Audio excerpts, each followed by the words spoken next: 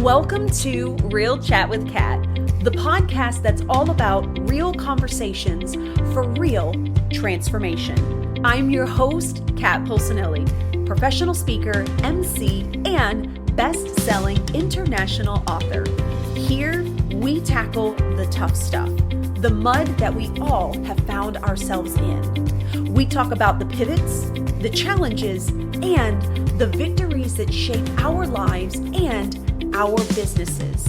From overcoming trauma and finding your voice to navigating life's unexpected twists, we get raw, honest, and open. You'll hear from inspiring guests who share their stories of resilience, healing, and growth. Whether it's breaking through emotional abuse, embracing self-worth, or thriving in entrepreneurship, you'll find connection, empowerment, and the tools to keep you moving forward. So grab your favorite drink, settle in, and get ready for stories that hit home and conversations that make a difference. Let's get real together. Hello, everyone, and thank you so much for joining me today on this episode of Real Chat with Kat. I am so excited to have you here with me today, and I have such an awesome guest. Diana is just, I feel like the conversation, I know we went over our time, but I feel like the conversation was just like so in depth, and I'm so excited to share not only your knowledge, but like your perspective with the audience today. So thank you so much for being a part of the podcast. Thanks for having me, Kat. I'm so excited. Yes, I'm so excited to dive in.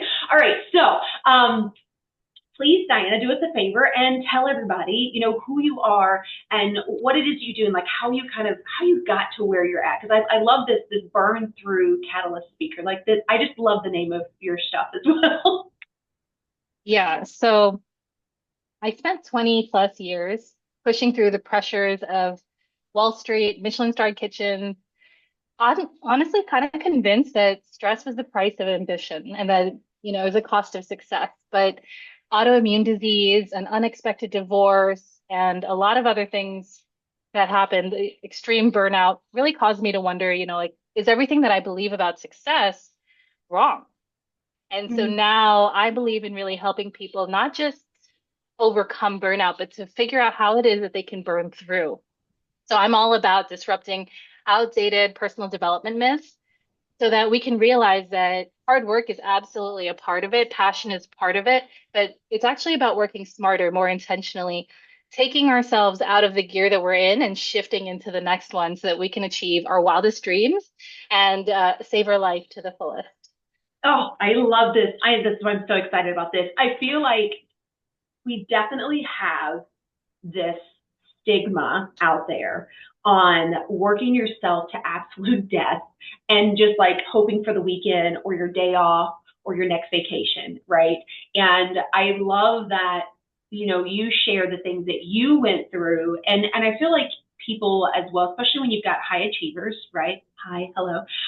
When we have people like us, it's really easy for us to also get like so caught up in doing better, that we don't even realize that burnout is even a thing. I know that even when I was in the corporate space, like burnout wasn't a term that I even understood or made sense to me. So if you were to speak to people in that arena, right, that are in that job, that are those high achievers, that are always pushing and stuff, if you were to speak to them and explain what burnout is, because I don't think that's a common term, it's definitely becoming more common, but I don't think that's a common term in the workspace. How would you explain that to someone for them to be like, I don't even know if this resonates with me. I don't even know if this is who I am. If you're a high achiever, I would probably say that you've experienced it and you probably denied it. So like what I find a lot about high achievers is like somebody might identify the burnout in you and you might be like, no, I'm fine. I got this. I can keep going. So I say that because that's kind of like maybe a little bit of a different way to look at burnout, right? You're like, no, I'm fine. I can get through this. And you can. Let me tell you, you can get through it. You can push through it. You can like, just take a breather and keep going. You can absolutely do that. But what I talk about is how, yes, you can do that. But if you're going to do that, be intentional about that because sometimes the things that you're giving up your well being for or that you're pushing through for are not worth it. And so, yes, push through. Those are great skills that we've learned as high achievers and through the personal development space. Like you said, I think there's a lot about personal development that's really good, but that can actually be toxic if we're overusing it. It's just like, so I used to be a chef, right? It's like any ingredient. Like salt is something that amplifies flavor, for example, but too much of it ruins food, right? And so the same thing can be said about working hard. The same thing can be said about pushing through, never giving up. If we're overusing these skills, we can actually destroy, our health, our relationships, the reasons that we ultimately wanted to build the successful business or the successful career or any of those things. We can actually be destroying all of that. I've seen many people who, myself included, like I had a really successful career as a chef, and I took it too far. I pushed through too many times. I never gave up a little too hard to the point that I ended up losing everything. So the reason that I talk about burnout is, yes, it's a hot term, right? Like a lot of people will like, just be tired and identify it as burnout. And like us high achievers, we're like, "Psh, whatever. Like, what do you mean? Like I'm carrying like 300 pounds and you're carrying 30 pounds and you're complaining, like kind of thing. And I say that because like pushing through that is part of why we got to the point where we can carry 300 pounds and make it look easy. But we have to be intentional about the times that we choose to burn out, right? Like even physically, if you were to talk about weightlifting, if you're just doing it all the time, you can actually destroy your body. And the same is true about burnout. So we just want to be, if you're going to do that, you want to use that skill in places where it really matters and not just use it all the time for every single thing. I love that, and it's so true, right? Because we do like we're like, oh, it's just a bad day, or I'm just having a hard week, and it's almost like we just push it off as if it doesn't even exist, right? Like you do when your kids are little, and you're just like, oh no, you're fine, get up, don't cry, right? I feel like we do that in our own adult life, but we do it to the extent to where it is super harmful for us. And so I'm curious to know because I know you talked about how you end up having an autoimmune disease because of pushing yourself so far. And feel free to share as much as you feel like sharing, but like when you hit that point, did you already know that you were in the place of burnout, or did you like try to push through that for a while? And then, so like, how did you come to the conclusion of like realizing, oh my gosh, this may actually have something to do with how much I've been pushing myself? Yeah, great question. I denied it vehemently. I did not think that it was burnout at all. The words burnout, like you said, especially in the corporate space when this happened, gosh, like 8, 9 years ago already. Oh, you know what? Actually, April 6th, so we're recording this April 3rd. I'm sure this will come out after that. We're Mm-hmm. coming up on the 8-year anniversary of me figuring out and having my wake up call. So this is pretty cool. So Nice. I woke up in a hotel room in Washington, D.C. I was opening 9 different restaurants in 2 different stadiums, baseball stadiums. They were both opening on the same day. So it was the Mets and the Nationals who had their opening day in baseball the same day. And we were opening 9 restaurants as a result, like on the same day. I woke up in DC at the National Stadium and noticed that I had a bald spot right here, and it was about the size of a quarter. And I did what a lot of high performers do. When we have people waiting for us, we have deadlines, we have things on the line. I brushed it aside. Mm. I hid it, right, as if so nobody could see what was going on inside me, and I could just handle business for everybody else and for everything else, right?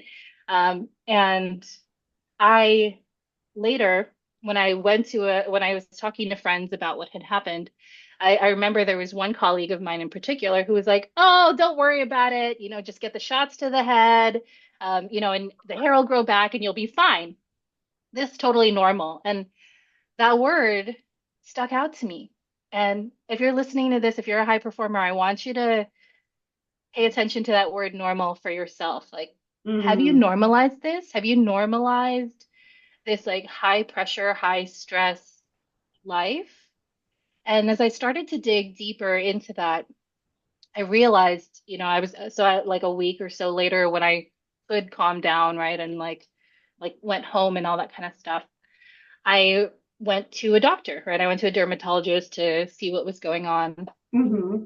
She was like, "Oh, sometimes this happens when you're under a lot of stress." And I'm like, "Oh yeah, but like I thrive under stress." Like, Oh, that and phrase. that phrase, yeah. And I was like, "Yeah, I thrive under stress." And she's like, "Okay, well, stress can cause this, right?" And um, I started to realize that a lot of the doctors I'd been seeing, because I had been going from, it wasn't just the dermatologist, I was seeing a chiropractor, I was seeing a podiatrist because I developed foot issues.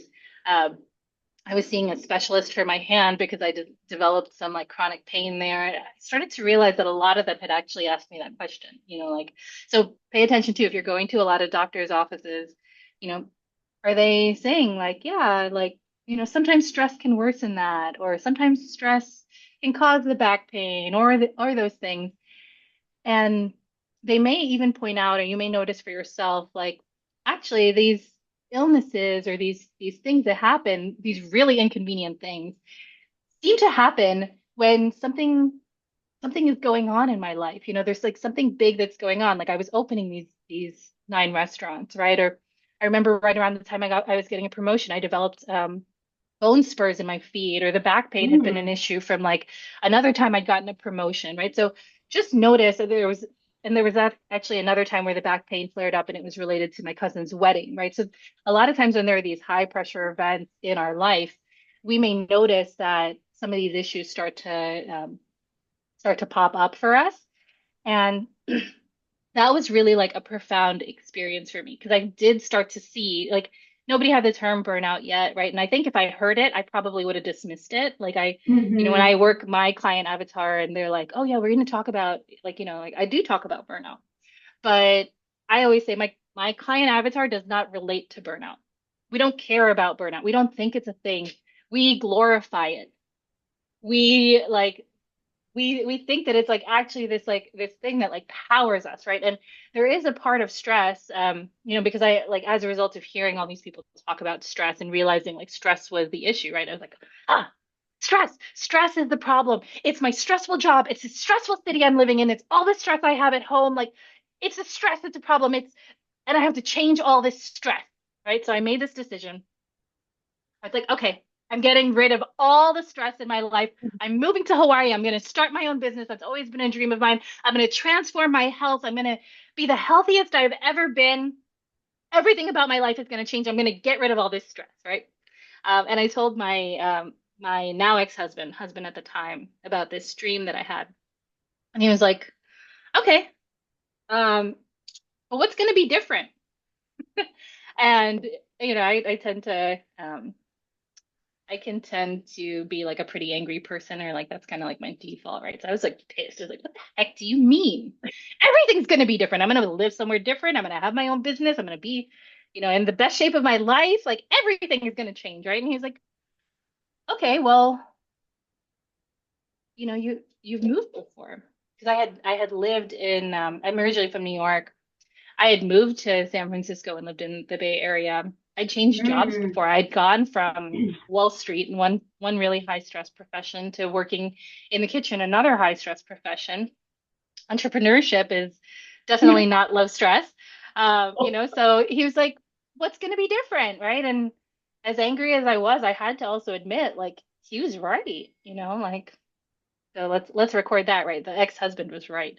But We'll wipe that clean. Don't worry. We'll get rid yeah, of we'll write it. that creed. That didn't actually happen.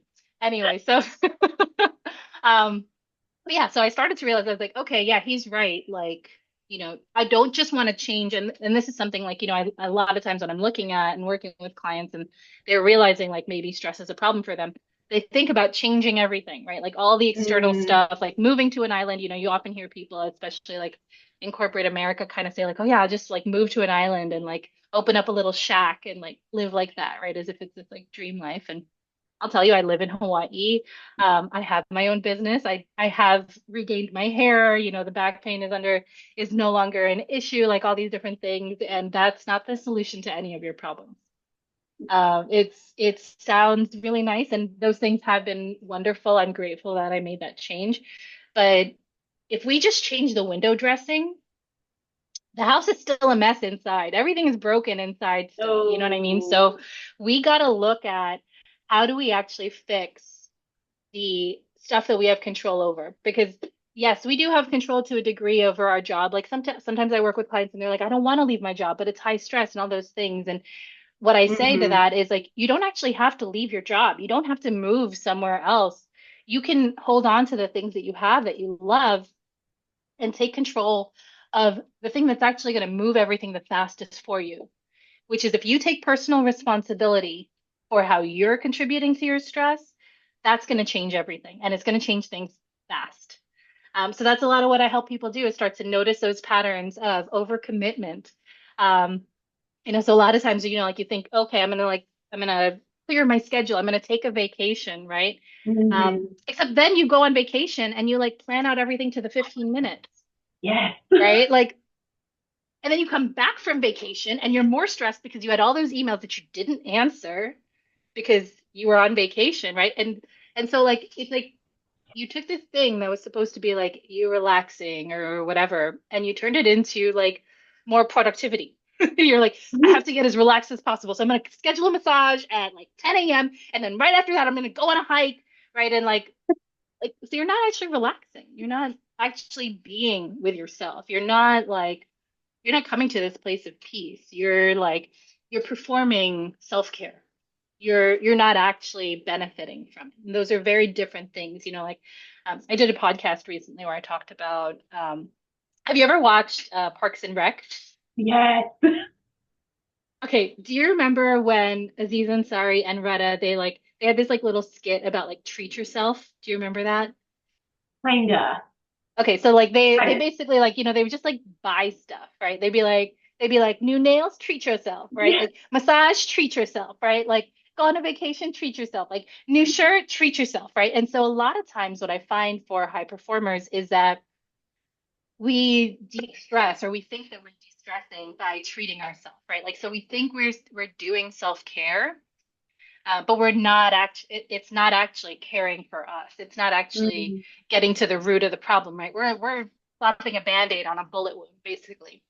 And how we can tell that that's the case is when we notice that we're really like just in the same place. Like I remember there was like right around the time because I worked on Wall Street during the global financial crisis, right? When Oh, subprime and wow. the debt market like completely bottomed out, and I worked in the debt industry. So it was like a really crazy time. Like everybody was getting fired around me, like Yeah. so many of the jobs and the things that I knew, like, they were getting canceled. Like it was crazy. And I remember during that time, there was this like I went for a moment of retail therapy. So there was this pair, I still have them. I should like keep them on my desk here. There were these pair of like red Valentino patent leather pumps with like, a cute bow on them, right? Like I saw them, I think it was on the Saks website, maybe it was Bergdorf's, but saw them and I was like, yes, that's gonna solve all my problems. I'm just gonna buy these shoes, right? And I had this like instant like euphoria of like these shoes are gonna like make everything better, right? Or just like this urge to buy the shoes, right? Because like I was under so much stress. And I was like, yeah, yeah, like I deserve these shoes. Like, yeah. And then like they were the most expensive shoes I'd ever seen at the time, right? So this was like back in the 2009-ish, right? And they were like $800 shoes. That was the most I'd ever spent on shoes up until then. And I was like, so like that made like the stakes even higher, right? It was like, oh yeah, I'm like buy these shoes and like, like so here I am like having all these like euphoric feelings about these shoes, right? As soon as I hit buy, right, and they're shipping to my house or whatever, Oh, no. the feeling's gone. And I realized that was like the moment that I realized like there's no amount of money that's going to make me feel better. There's no amount of spending, there's no amount of like any of these things that's actually gonna like make me feel good. And when I got really burned out, I started to really look at like, okay, if all these external things that I keep thinking are gonna make me feel better haven't actually made me feel better, I gotta start looking inside. And that changed everything. So, like I got advanced certifications in Reiki and energy psychology as a coach. And as I started to really process the internal stuff and really look at like my subconscious beliefs and heal from some of those patterns of overwork, overperformance, all that stuff, what I found was I actually achieved more with less time, with less energy. So like things that had seemed like maybe 10 or 20, 30-year dreams, like creating becoming an author, like speaking in front of thousands of people. I was a naturally like socially anxious introvert. Like I never imagined myself speaking, like all these things that seemed like completely outside of the realm of what was possible for me. When Mm-hmm. I stopped working hard only, everything opened up for me. And it was the most profound, like life-changing experience. And it's what I love to help other high performers do. It's because you have this amazing skill set. You have all these tools. What if you could actually use them uh, to transform your life, to achieve even more than you ever thought without sacrificing the things that actually matter? Like, I'm here, baby. I'm here. She's crying because she While she's getting killed her little her. one, because she's so adorable. Yeah. No, you know So what? And I I'm, love that you talk about this too. And I want to go back to the famous phrase, I strive in chaos. Oh, I strive in high stress situations because I used to be the same person.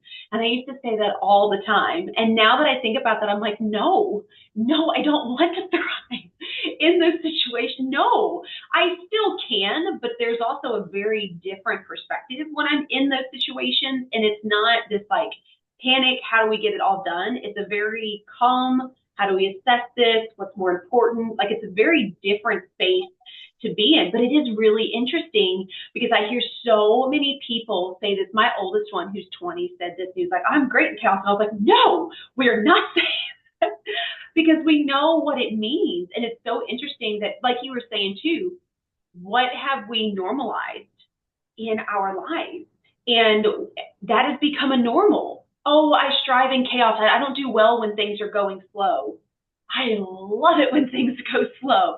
You also have time to think. And then, like you said as well, you get the chance to be able to assess everything that is around you and then choose which one of your skills that you want to be able to utilize. And then you don't have to have 50, 60, 70 hours a week to be able to get the things done that you want to be able to do. And you're right. Like when I let go of that kind of control of I can do it all and I can do all the things right now and it's okay if I'm super busy. When I let go of that and started making space, that's when I feel like you said, the doors like the doors like opened up. Like it was weird. Like things started happening, people started introducing here, and it was like, wait a minute, this well, I can just have a conversation and like you make the introduction and like it works this easy. I think that and right another one of those norms that we've been taught is we have to work hard and nothing comes easy. And I am here to call BS on that one. So hard because we've seen it and we've been able to see both sides of it when it comes to understanding how we want to live our life, which is very different when we get to choose that. Like you said, even if you're staying in your corporate situation, it's choosing how you want to live your day to day. How do you want to make space for you? Like those types of things. And then moving into the other one. And instead of what we tend to do right now is we don't really have a choice. We feel like we don't have a choice. So we're like, no, I have to do this. No, I have to do that. No, I have to move into this.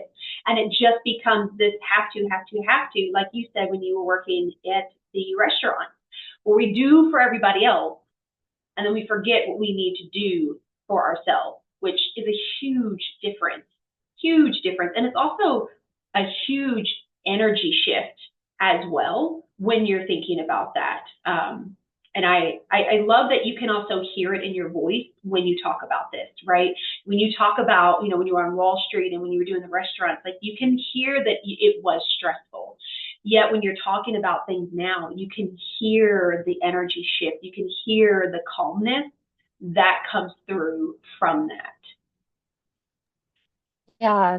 Yeah. Let's talk about thriving and striving under stress, right? Because I think that that is one of the things that if you take nothing else away from this, like consider unpacking that for yourself, right?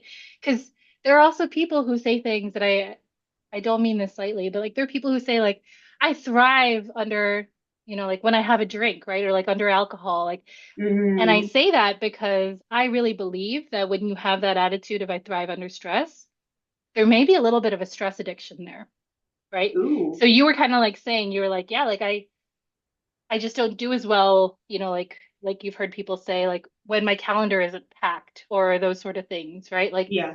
so what do? We overpack our calendar, right? We create this situation for ourselves. And there are two different kinds of stress, right? So in my exploration and understanding of stress, there's eustress and there's distress, right? And eustress is a temporary feeling. It's like when we're under, like when we're in a fight or flight survival situation, right, which is what triggers our stress experience.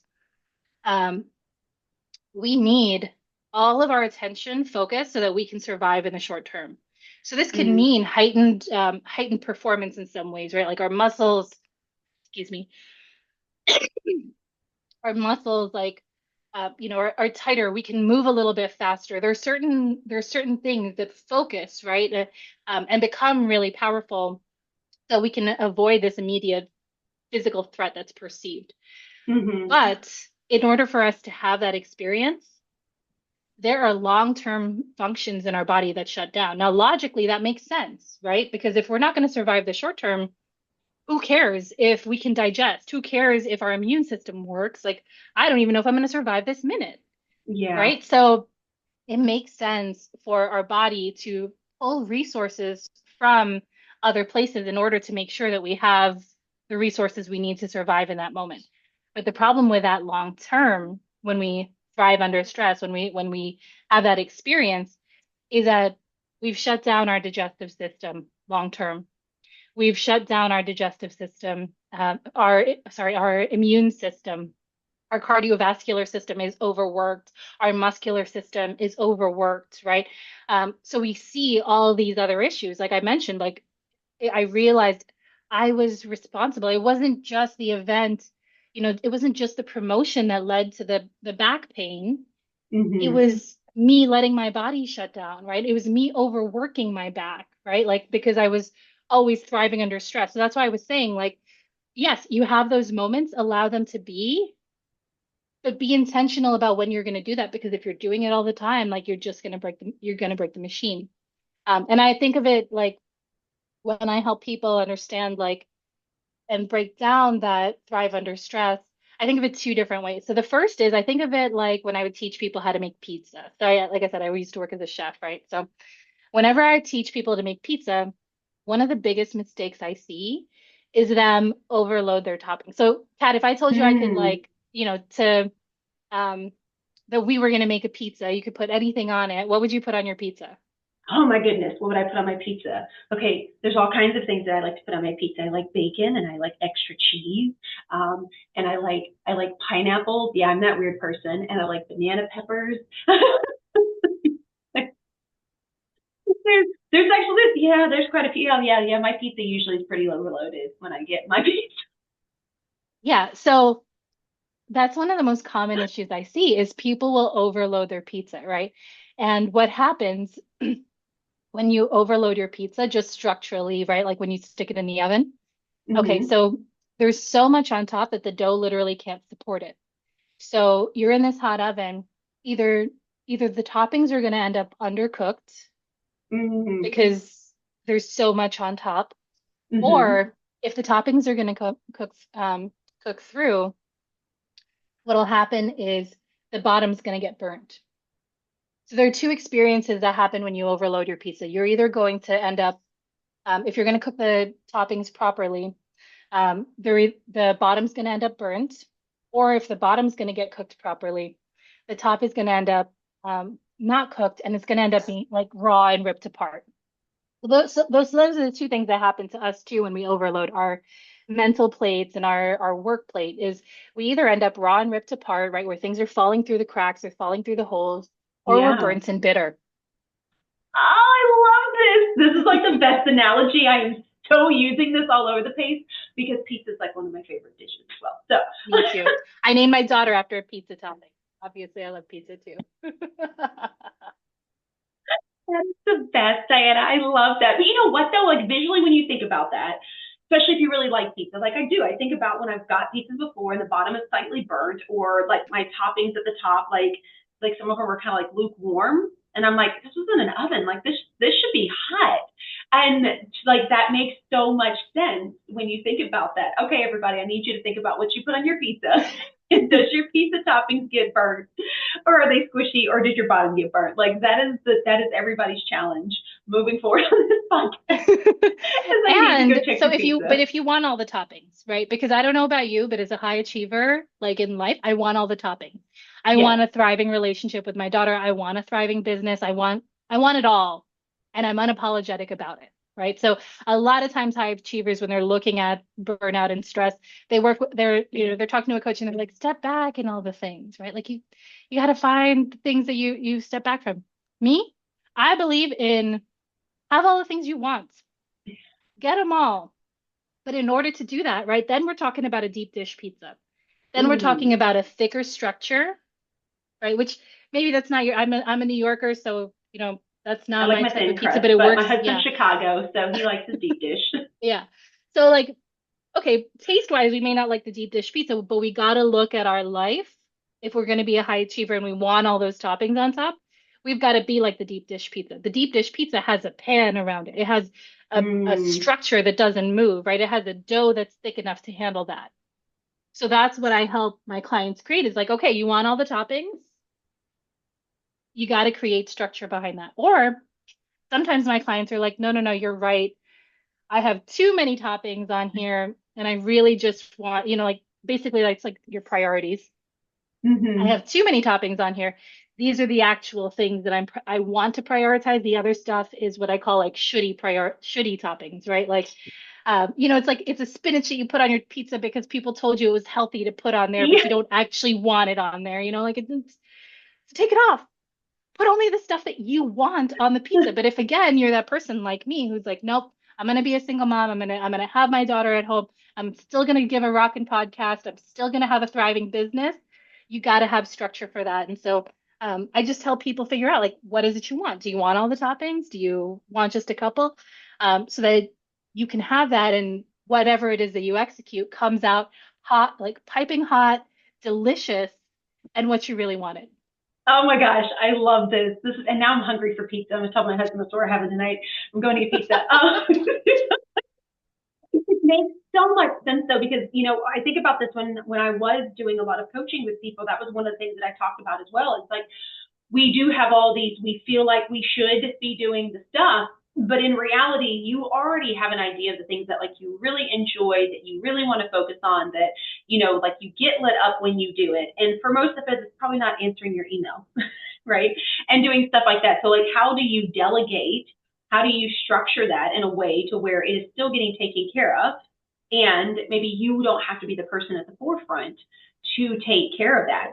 Like for instance, my podcast with the way that my speaking is going and some of the other things that I've got going on in life, I've realized that I love my podcast.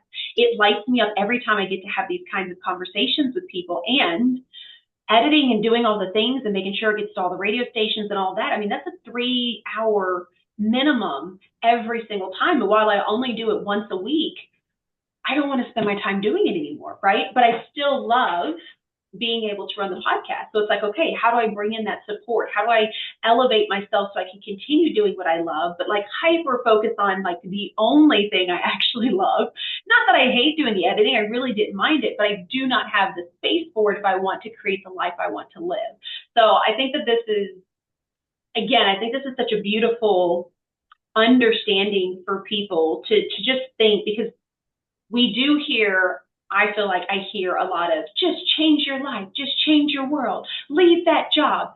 But that doesn't always fit every single person, right? There are some people that like, maybe they really don't mind their job, but there are some aspects of it that they wish they could do different. Or maybe they are a people pleaser and they just need to learn how to put boundaries in place, right? Like things like that that help you create that you want, what you want to do. Like you said, being an entrepreneur is not a stress-free environment. And it's not for everyone. It's just not. And depending on the season that you are in your life, it may be something that you want to do, but right now maybe you need the stability, right? You need something that's a little bit more structured so that you can build a little bit more on this end.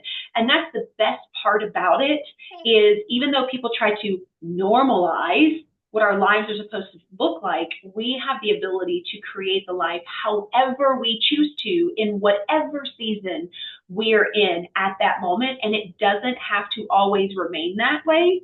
We always have the ability to change it. And that's something that I had to remind myself of as well. You know, when I was really doing more coaching than anything, but I knew I wanted to speak, I was like, oh my God, but if I change it, then people are going to ask me, well, I'm changing it again. And what are they going to think if I do this? And it was like, screw that. Like, who cares? Right? I still get to talk about my passion. I can still talk about a little bit of this. It's just, for whatever reason in my life, this is where I want to be, which is different from where I was at a couple of years ago. And that's really hard for us, especially as high achievers, right? Because we want to be good at what we do. So if we're changing all the time, that's super stressful as well. And while we love learning new things, we also enjoy that structure. And so it's easier to just be like, well, then I'll just stay doing this, when in reality, you're like, I actually know I don't want to do this anymore. And you keep forcing yourself through, kind of like trying to put the square peg in the round hole. And you keep forcing it, and you're wondering why it's not working, but you're like, it's got to work. No, no. I love what you said about that because it's true. Our tastes can also evolve, right? Like I'm sure that there are things that you liked on your pizza when you were 4 or 5 years old that you don't really like on your pizza now. But there might be some toppings that like you found in that time and you're like, yes, these are like Yeah. the ones I want forever. You know what I mean? Yes. Yeah. And yeah, and like you get to have that balance and you get like I like to say every day there is another pizza, right? Like you can really decide like, okay, this is going to be my focus right now, and I can have a different thing tomorrow, right? Because the other thing too is um when I look at it from a chef perspective, like having the same thing all the time, there can be a little palate fatigue, right? Like you actually stop tasting food because it Yeah. just tastes the same all the time when you have the same thing all the time. So like sometimes you got to change it up. You got to create that space for you to say like, okay, this was delicious to me yesterday, and it's okay that this is the like direction of deliciousness that I'm going and going forward. Oh, I love this. I am such a foodie, so I just love that we keep going back to food. Because I am so that person, and my husband thinks it's so funny because even when I'm off on a side quest, people just go with me. When we are making food and stuff like that, like I may be in the mood for it that moment, but like the next day we'll have leftovers, and he'll be eating leftovers, and he's like, "Do you want?" I'm like, "And no," and he's like, "But we have leftovers." I'm like, "Yeah, I don't want that." Which is funny because I used to be that person. Like I would eat the same thing over and over again until it was gone, and then whatever. And now I find myself like not wanting to do that. Not that I don't finish my food, everybody. And don't worry, I have teenagers. They finish it for me, I promise. But it's funny when you think about that, the way that it comes to the way that you run your life as well. This decision fatigue, this stuck in the sameness, and you get to the point where you're like, I just can't anymore. Like I can't. And again, I think that comes back to what you were saying in the beginning is, we don't have to force it. We don't have to normalize it. We don't have to believe in what everybody else has told us we should believe just because they've heard that for generation upon generation. So when we're talking about burnout, because I want to make sure you get a couple of extra things to tell people as well. Let's say that somebody is listening to this and they're like, you know what, I feel like I may be on that cusp. Or maybe I'm starting to recognize that pain or whatever that I'm having, maybe that is actually coming from something else. What are the first things that you would suggest that somebody would do just to get them started, to start like really understanding where they want to take their journey? Yeah. Well, as high achievers, we like to learn. We like to analyze and like have that. And I say this right because this is me, right? I've lived that life. Like when I was on my journey, I wasn't quite ready for somebody to talk to because again, the other part of our journey is a lot of times we tend to be hyper independent. And we don't necessarily want to ask for help, but we do want the information. So we'll go research, we'll go looking, right? Like, so if you have 30 minutes, I have a free chronic stress masterclass where I talk about like a lot of those patterns. I look at and identify some of those like um, those addictions that we have, right? Um, those tools that helps us get here, but as we're applying them to get here, like quite aren't quite making it. So that could be a resource. But if you're also open, I mean, there's also I do free consultations, so you can check that out. We can have more of a conversation. But usually what I find is like people want information first. My ideal client wants like to know all the things and then be like, okay, then it leads them to that place where they're like, okay, like I've been like this for 30 years. I've been like this for 40 years. Like, I don't know another way. And yes, you can try to figure Mm-hmm. out how to do it on your own, but like, I mean, how long has that been going and how's that working out for you? You know what I mean? So Right. when you get to a place where you're like, okay, like I at least want to talk to somebody about um, how it could look and like get a little bit of support, like a consultation call could be great. Mm-hmm. Yeah, and you can find that on my website. So www.saveyourlifewithdiana.com. You can find it on my Facebook, Instagram, TikTok at Diana Bejasa Speaks. And my website, right? Like I do want to mention this because it's Save Your Life with Diana. That's SAVOR lifewithdiana.com. Um, I believe, like whatever ingredients you have in life, we talked about the pizza, right? In terms of like you want to be intentional about the toppings that you're putting on there. And if you want a lot of toppings on there, you need some support.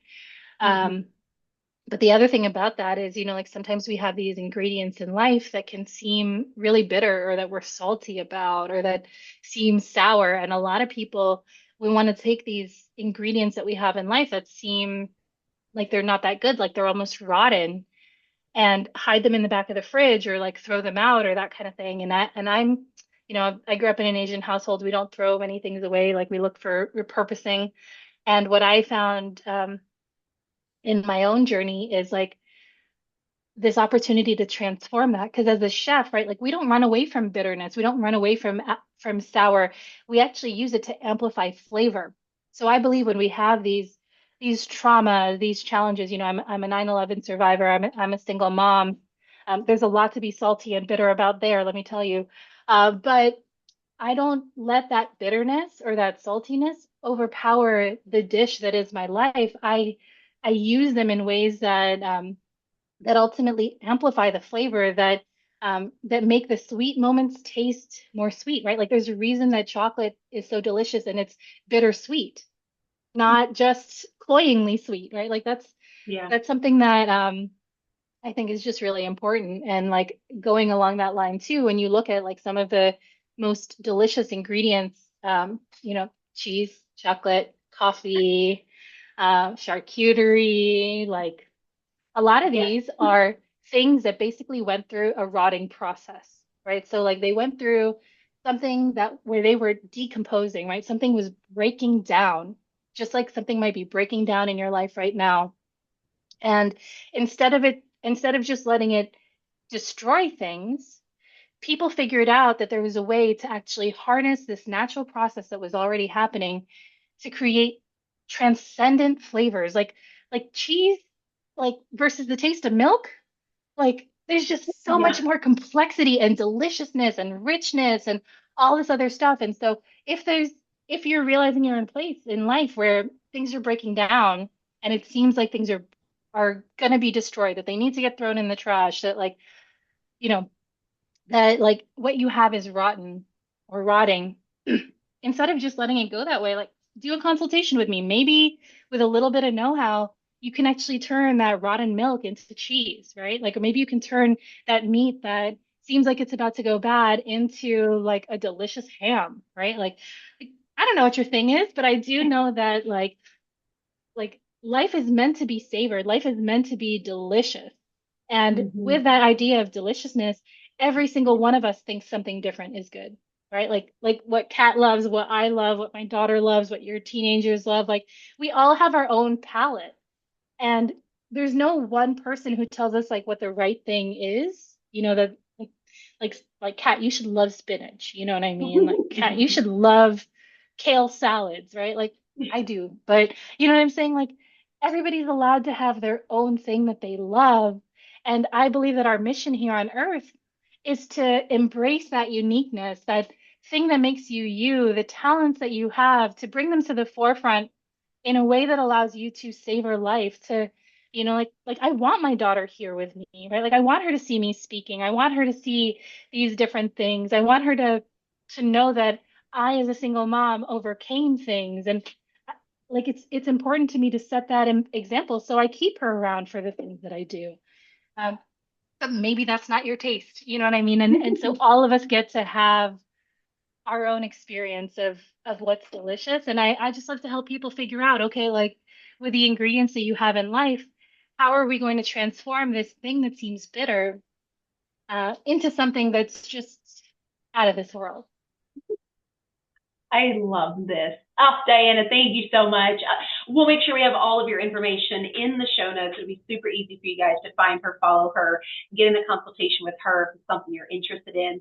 I love the analogy. I love just the whole breakdown. I'm also a foodie as well. So, but it really is. And you know, what's so funny is when you think about it, and I love that you said this. I want people to hear this and remember this. We have the ability to choose what foods we like and don't like all the time. So why do we not feel like we have the ability to choose the way that we run our life the same way? To have those savory flavors, to have those things, whether it agrees with someone or not. And I think that's the beauty and the difference of everyone that we are. And that's the reason why we find people, is because like, oh my gosh, do you like this? I do too. Or you like that? That's kind of weird. I'll try it though. But that's the whole, that's the whole basis, which is the reason why being different and taking your own journey makes so much sense, instead of normalizing everything to be the same. None of us are on the same path.